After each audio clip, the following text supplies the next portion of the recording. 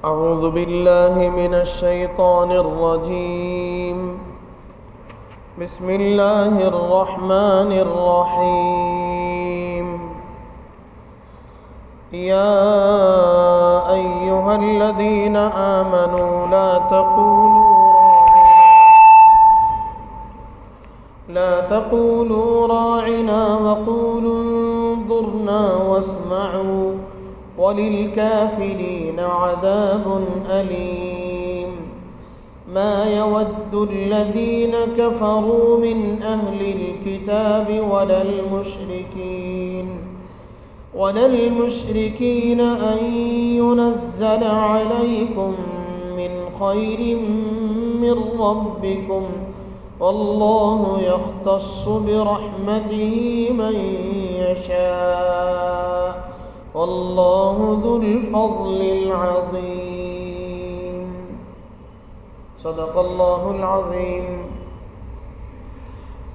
يا أيها الذين آمنوا لا تقولوا راعنا وقولوا انظرنا واسمعوا وللكافرين عذاب أليم. اے ایمان والو، تم راعنا نہ کہو، انظر نہ کہو اور سنتے رہو. وَلِلْكَافِرِينَ عَذَابٌ أَلِيمٌ، اور کافروں کو عذاب ہے دردناک. مَا يَوَدُّ الَّذِينَ كَفَرُوا مِنْ أَهْلِ الْكِتَابِ وَلَا الْمُشْرِكِينَ أَن يُنَزَّلَ عَلَيْكُم مِّن خَيْرٍ مِّن رَّبِّكُمْ. دل نہیں چاہتا ہے ان لوگوں کو جو کافر ہیں اہل کتاب میں، اور نہ مشرکوں میں اس بات کو کہ اترے تم پر کوئی نیک بات تمہارے رب کی طرف سے. واللہ یختص برحمتہ من یشاء، اور اللہ خاص کر لیتا ہے اپنی رحمت کے ساتھ جس کو چاہے. واللہ ذو الفضل العظیم، اور اللہ بڑے فضل والا ہے.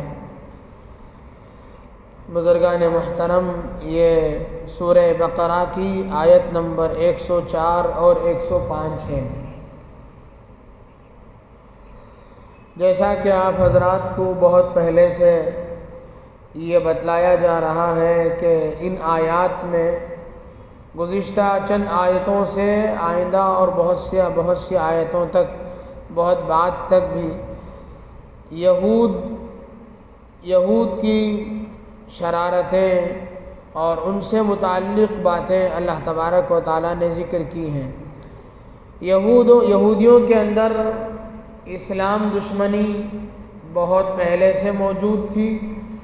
وہ مسلمانوں سے جلتے تھے، اور مسلمانوں سے ہی جب جلتے ہیں تو اللہ کے نبی صلی اللہ علیہ وسلم سے تو ان کے حسد کے کیا کہنے کہ آپ علیہ السلام ان کی خواہش کے مطابق نبی علیہ السلام بنی اسماعیل میں پیدا ہو گئے، ان کی خواہش کے مطابق بنی اسرائیل میں نہیں پیدا ہوئے. ایک حسد تو یہ تھا ہی، اوپر سے مسلمانوں کا بہت جلد ترقی کرنا اور مذہب اسلام کا خوب پھیلنا اور مسلمانوں کی خوب ترقی ہونا اور جوق در جوق مسلمانوں کا، لوگوں کا مذہب اسلام میں داخل ہونا، یہ وہ چیزیں تھیں جو ان کو ان چیزوں کی وجہ سے ان سے رہا نہیں گیا. وہ چھوٹے بہانے تلاش کرتے تھے کہ کس طرح اللہ کے نبی صلی اللہ علیہ وسلم کو تکلیف پہنچائیں، کس طرح آپ کو اذیت پہنچائیں، کیسے آپ کو ستائیں اور کیا کام کریں جس سے آپ کو دلی رنجش ہو. اور وہ کھل کر بھی آپ کو ستاتے تھے. وہ ان کے دل میں عناد تھا، ان کے دل میں دشمنی تھی، جس کی بنیاد پر وہ لوگ اپنے دل میں دشمنی چھپائے رکھتے تھے، لیکن کھلم کھلا ظاہر نہ کر کے ایسا طریقہ اختیار کرتے تھے کہ اللہ کے نبی صلی اللہ علیہ وسلم کو تکلیف بھی پہنچے، ان کی خواہش بھی پوری ہو جائے اور ظاہر بھی نہ ہو. چنانچہ ان کی شرارتوں میں سے ایک شرارت کا اس آیت میں تذکرہ فرمایا گیا کہ اللہ کے نبی صلی اللہ علیہ وسلم کے صحابہ جو تھے، حضرات صحابہ کرام رضوان اللہ تعالی علیہم اجمعین، اللہ کے نبی صلی اللہ علیہ وسلم کی مجلس میں رہتے ہوئے نبی علیہ الصلوۃ والسلام سے گفتگو کرتے ہوئے ایک جملہ، ایک لفظ استعمال کرتے تھے، راعنا۔ راعنا کا معنی ہے ہماری رعایت کیجئے، ہمارا لحاظ کیجئے، ہماری طرف متوجہ ہوئیے۔ اس کا معنی یہ ہے کہ آپ ہماری طرف متوجہ رہیے، راعنا کا معنی یہ ہے۔ لیکن راعنا کا عبرانی زبان میں راعنا کے معنی ہیں، بعض لوگوں نے کہا ہے کہ راعنا کے معنی ہیں بد دعا کے، یعنی کوئی ایسا معنی ہے اس کا جس سے بد دعا کے معنی پیدا ہوتے ہیں۔ اور بعض لوگوں نے کہا ہے کہ راعنا کا معنی احمق ہے۔ اور حضرات صحابہ کرام رضوان اللہ تعالی علیہم اجمعین کی گویا ان کے صحابہ کی نقل اتارتے ہوئے یہ لوگ بھی راعنا یا محمد، راعنا یا محمد کہتے تھے، اور آپس میں مل کر کے یہ لوگ کانا پھوسی کرتے ہوئے، کانوں میں بات کرتے ہوئے ہنستے بھی تھے، گویا کہ اللہ کے نبی صلی اللہ علیہ وسلم کا مذاق اڑا رہے ہیں۔ صحابہ نے اسے نوٹ کیا، دیکھا کہ ان کی حرکتیں، یہ تو دشمن ہیں، ان کو کہاں سے اللہ کے نبی صلی اللہ علیہ وسلم سے اتنی محبت، یہ کیسے ہمارے لفظ استعمال کرتے ہیں۔ تو صحابہ میں سے ایک صحابی تھے حضرت سعد ابن معاذ رضی اللہ عنہ، وہ عبرانی زبان جانتے تھے۔ انہوں نے کہا کہ تمہارے سینے کے کھوٹ کو میں جانتا ہوں، تم لوگ راعنا کہتے ہو لیکن تمہارے دل میں چھپا ہوا ہے کہ تم اللہ کے نبی صلی اللہ علیہ وسلم کو اسی لفظ کے ذریعے سے تم بد دعا دے رہے ہو۔ تو یہودیوں میں سے کسی نے کہا یہ لفظ تو تم لوگ بھی تو کہتے ہو، راعنا کا لفظ تم بھی کہتے ہو، جیسے تم کہتے ہو ویسے ہم بھی کہتے ہیں، تمہارا کہنا جیسے غلط نہیں ہے ویسے ہمارا کہنا کیسے غلط ہو جائے گا۔ تو اللہ تبارک و تعالیٰ نے حضرات صحابہ کرام رضوان اللہ تعالی علیہم اجمعین پر یہ آیت نازل فرما کر کے صحابہ کو متنبہ فرمایا کہ اب ایک جملہ ایسا بھی ہے اس کام کے لیے، اللہ کے نبی صلی اللہ علیہ وسلم کی توجہ چاہنے کے لیے تم لوگ جو لفظ استعمال کرتے ہو، راعنا یا محمد، یا رسول اللہ آپ ذرا ادھر متوجہ ہو جائیے، ذرا ادھر متوجہ ہو جائیے، اس طرح کہنے کے لیے جو تم لوگ راعنا لفظ استعمال کرتے ہو اب اسے چھوڑ دو، اب کہو انظرنا، آپ ہماری طرف دیکھیے، آپ ہماری رعایت کیجئے۔ اس کا بھی معنی وہی ہے، لیکن اس کا عبرانی زبان میں کوئی دوسرا معنی، غلط معنی نہیں ہے، اس لیے ایک ہی معنی اصل ہے، ہم لوگوں کو لفظ چاہے بدل کر کے بلا لو۔ تو حضرات صحابہ کرام رضوان اللہ تعالی علیہم اجمعین اگر عربی میں غلط معنی ہوتا تو عربی زبان جاننے والے تھے، یہ لوگ پہچان جاتے تھے کہ عربی میں اس کا کیا معنی ہو سکتا ہے، چونکہ عبرانی لفظ تھا اس لیے ایک ہی صحابی، کچھ صحابہ جانتے تھے عبرانی۔ تو اس مجلس میں اس موقع پر حضرت سعد بن معاذ رضی اللہ عنہ نے ان کی بدنیتی کو بھانپا، ان کی بدنیتی کا پتہ لگایا، پھر انہوں نے کہا کہ یہ غلط ارادے سے یہ لوگ بلاتے ہیں۔ چنانچہ حضرات صحابہ کرام رضوان اللہ تعالی علیہم اجمعین، عام طور سے آپ دیکھیں نیک لوگ سیدھے سادے ہوتے ہیں، بھولے قسم کے ہوتے ہیں، غلط لوگ جو ہوتے ہیں وہ چال باز ہوتے ہیں۔ یہودی چونکہ غلط لوگ تھے، ان کے اندر چال بازی بہت تھی، وہ اس طرح کے الفاظ اور ایسے جملے استعمال کرتے تھے جس سے وہ اپنی بھڑاس نکالتے تھے۔ اللہ تبارک و تعالیٰ نے صحابہ کرام کے بھولے پن کو دور کرتے ہوئے، ان کو متنبہ کرتے ہوئے اللہ نے یہ آیت نازل فرمائی کہ اب آپ لوگ بھی ان کی طرح یہ لفظ نہ کہیے، آپ لوگ بھی یہ نہ کہیں بلکہ راعنا انظرنا کہہ لیں، تاکہ تمہارا مقصد بھی حاصل ہو جائے اور یہود بھی اپنے مقصد میں ناکام ہو جائیں۔ تو اس کے بعد سے حضرات صحابہ نے اللہ کے نبی صلی اللہ علیہ وسلم کے خدمت میں انظرنا کہنا شروع کیا۔ یہ ایک آیت ہے، اس سے مفسرین نے، قرآن کریم کے ماہرین نے بہت سارے مسائل مستنبط کیے ہیں، بہت سارے مسائل نکالے ہیں۔ ایک مسئلہ یہ نکلتا ہے اس آیت سے کہ اگر کوئی ایسا کام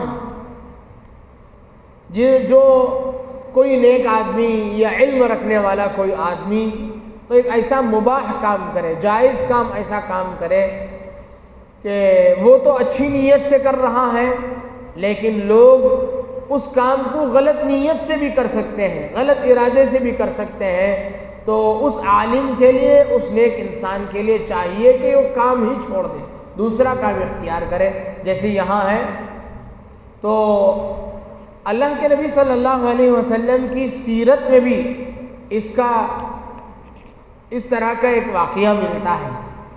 نبی علیہ السلام کے زمانے میں اللہ کے نبی صلی اللہ علیہ وسلم نے ان کے بچپن میں جب قریش نے کعبے کی تعمیر کی، اور کعبہ جو ہے بوسیدہ ہو چکا تھا، جو حضرت ابراہیم علیہ السلام کے زمانے میں بنا تھا، تو اس وقت مال کی تنگی کی وجہ سے اس وقت قریش نے پیسوں کی تنگی کی بنیاد پر کعبے کے کچھ حصے کو باہر چھوڑ کر کے بعض حصے کو انہوں نے بنا دیا۔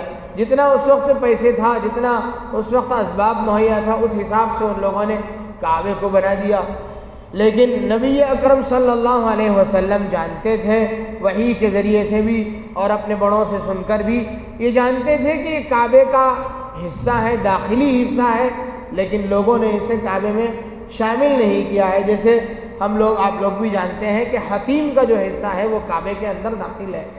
تو نبی علیہ السلام نے، لیکن آپ جب اسلام کا غلبہ ہوا تو آپ کے دل میں یہ ارادہ پیدا ہوا کہ کعبے کو دوبارہ جس طریقے سے حضرت سیدنا ابراہیم علیہ السلام کے زمانے میں تھا، اس جیسا ہی آپ علیہ السلام دوبارہ کعبے کو بنا دیں۔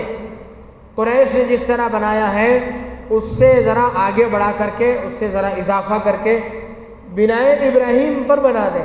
یہ اللہ کے نبی صلی اللہ علیہ وسلم کی خواہش تھی، لیکن آپ علیہ السلام نے ام المؤمنین حضرت عائشہ صدیقہ رضی اللہ عنہا سے فرمایا کہ میرا جی چاہتا ہے کہ میں اس طرح کروں، کعبے کو بنائے ابراہیمی پر بناؤں، لیکن مجھے یہ خوف ہے، مجھے یہ خدشہ اور اندیشہ لاحق ہے کہ اگر میں اس طرح کعبے میں اپنے طور سے کچھ کروں تو ہو سکتا ہے کہ میرے بعد کے لوگ، جو بھی آئے گا وہ سوچے گا کہ یہ کیا ہے، کعبہ بوسیدہ ہو رہا ہے، اسے ختم کرو، دوبارہ بنائے گا۔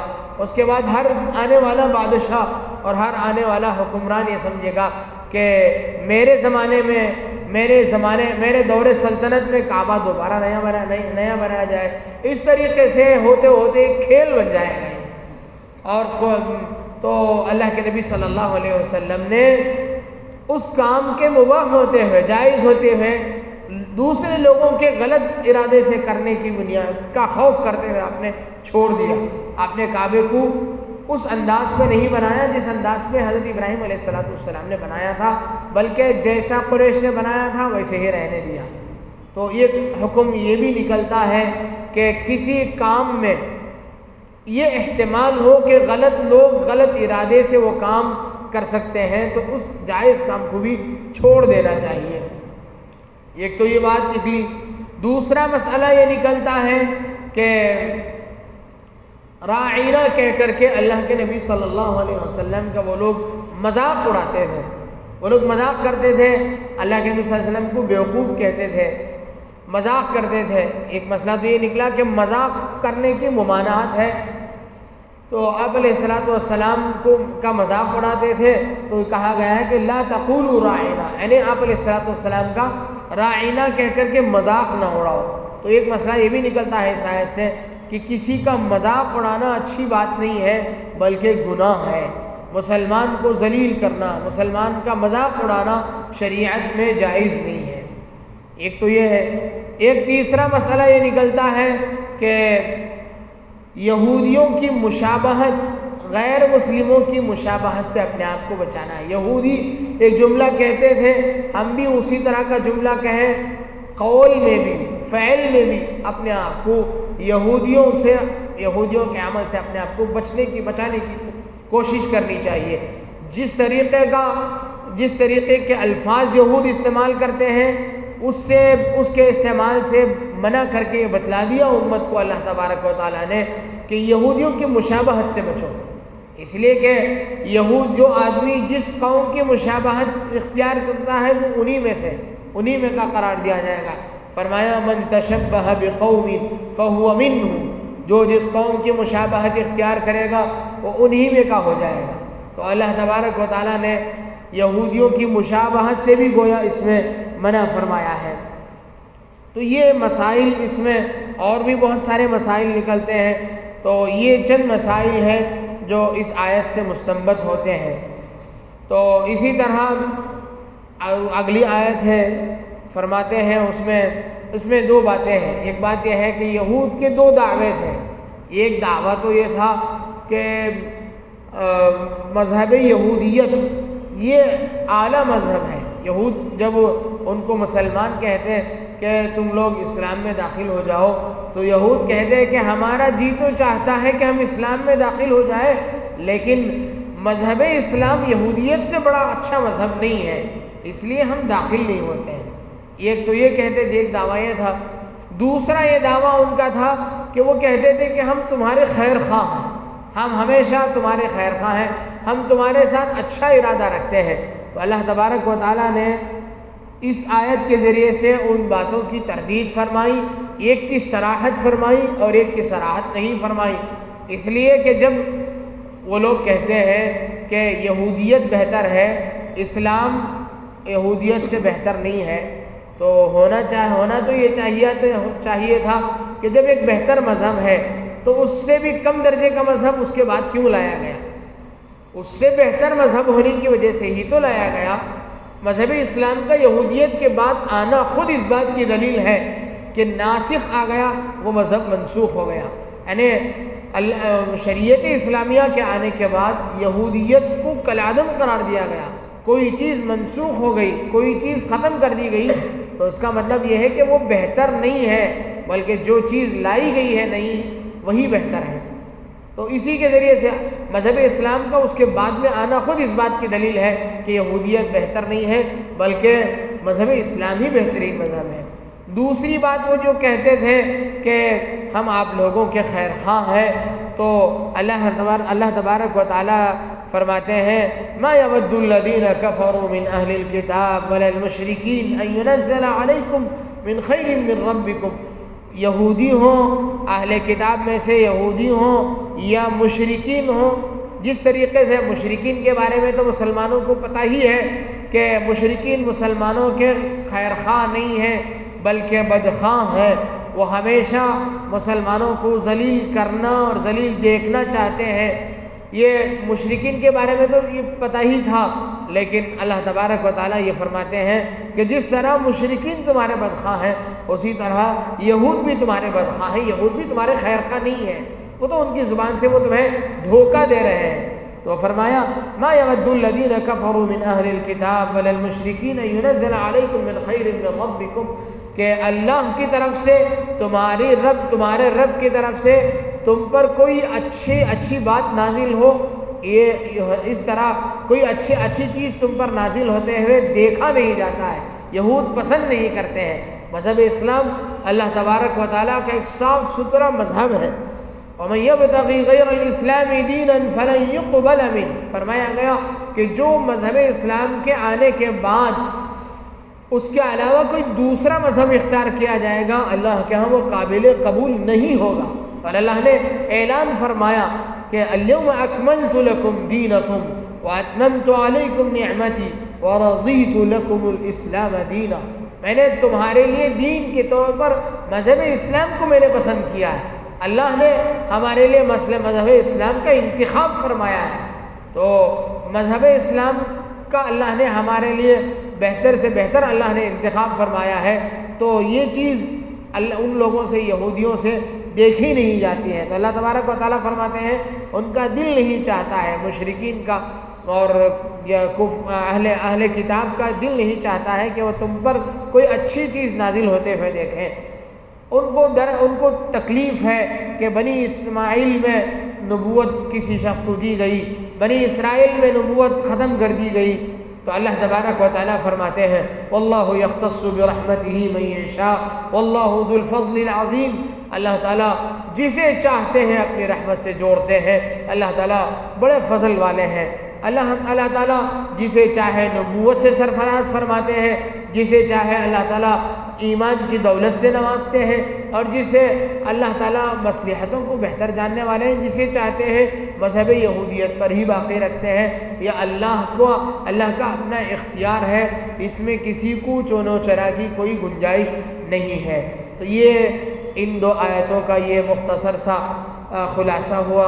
اللہ تبارک و تعالیٰ سے دعا ہے کہ اللہ تبارک و تعالیٰ ہمیں دین اسلام کو سچا اور پکا دین سمجھ کر اس پر پابند اور کاربند ہونے کی توفیق نصیب فرمائے، اور ہماری نظروں میں مذہب اسلام سے بہتر کوئی مذہب نظر ہمیں نہ آئے، اور ہم یہودیوں کے قول سے بھی، ان کے افعال سے بھی، ان کے لباس سے بھی، ان کے تہواروں سے بھی، یہود و مشرکین کی جتنی چیزیں ہیں، اللہ تعالی ہم سب کو اس سے بچائے۔